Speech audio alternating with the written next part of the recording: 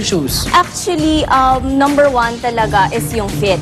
Okay, Dapat yes. perfect yung fit sa mga bata to last the whole day sa school kasi ang dami nilang activities, Ano diba? yung perfect fit? Kasi dati naalala ko, parang binibili mas malaki kasi mabilis lumaki ang paa ng bata. Tapos minimedya sa ng mas makapal. makapal. Yes, actually, meron ding downside kapag medyo malaki kasi mas madali silang natatapilok sa school I or see. nadadapa. Alright. Kaya kailangan, we always advise parents na kapag mag-fit, kung kaya nilang isama yung bata when shopping, Yes. it's better.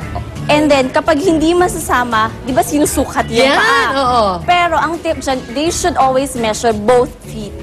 Okay. Yes, kasi sometimes, even as adults, mas malaki or wider minsan yung isang paa. So, always measure both feet. That is a good tip kasi Yes. meron ako laging dalang sukat ng paa ng anak ko pero laging Isa lang. kanan lang. Yes. So pwede palang, okay. Thank you for that wonderful Yes, tip. yes. Okay, so ano yung mga iba't ibang klase ng mga school shoes na meron ka dito? Okay, for boys, actually, iba-iba rin yung types nila. Meron tayong mga slip-ons. Yan. Yung kapag nagmamadali sila in the Yes. morning, suot lang ng suot. And then we also have the ones with buckles. Ayan. Oo. And then yung Velcro para mas mabilis. And Okay. then kung medyo gusto niyo mas classic yung look, yung mga detalye pa rin. Ang ganda nito para mag-aabay sa magkokonsorte, no? Oo. And also ito naman parang hybrid siya ng rubber shoes and Yes. black shoes. Oo. Very comfortable niya. Na-notice ko ang ilalim niya, it's mostly rubber, no? Yes. Oo. Kasi mas flexible siya, Yes. lalo na for boys Oo. na mahilig tumakbo.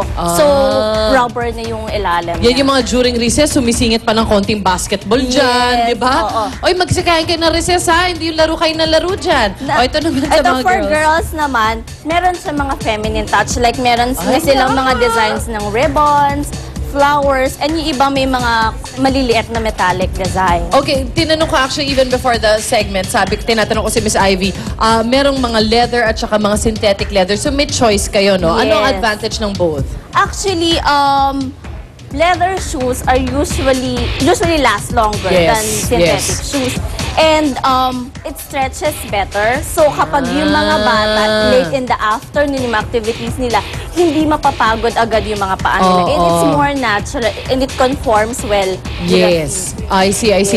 Okay, but of course, ang difference nga is price, no? Price, oo. So, So, investment siya talaga kung gusto nyo na oo. medyo If you want mag-last. quality shoes, you Yes. always advise to go with leather shoes. Although medyo mas mahal siya ng konti Oo. compared to synthetic shoes. Ayan, yung mga pag-iipunan talaga natin, mga mami, kung gusto natin magandang klaseng sapatos and shoes that will last, no? When you say leather shoes, the upper part is leather. Yes. The inside is The also inside. leather. No, No, no, it's not. not anymore. Okay, so basta it's just this part. Yes. And then, ang ngayon nga, nowadays, it's mostly rubber yung ilalim. Yes, Okay, yes. tsaka para iwas dulas din tong Oo. rubber, sa totoo lang. True. And then, of course, hindi mo mawawala pee time. Meron tayong rubber shoes.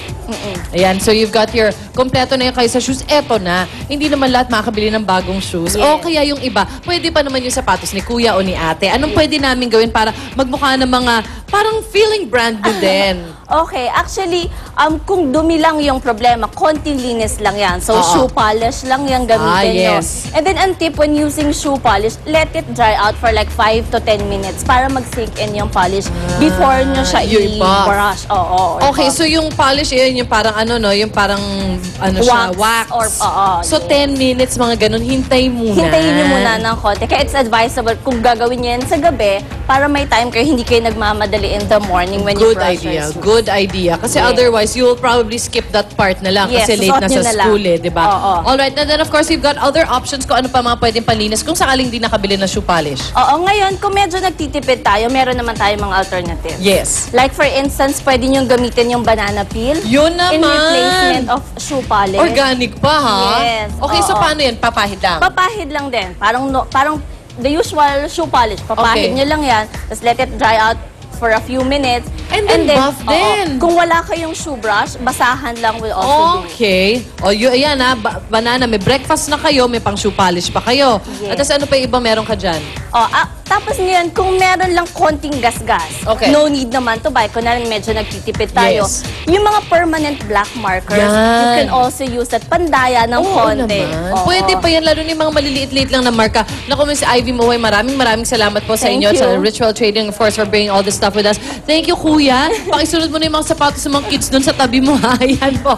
Ayan, mga kapuso, mga mommies, mga daddies, ihanda na natin ang shoes, ang school shoes ng ating mga anak. Mahalaga na sila ay komportable, tama ang fit sa kanila dahil araw-araw po nilang gagamitin yan saan lang pagpasok. Magbabalik pa unang hirit.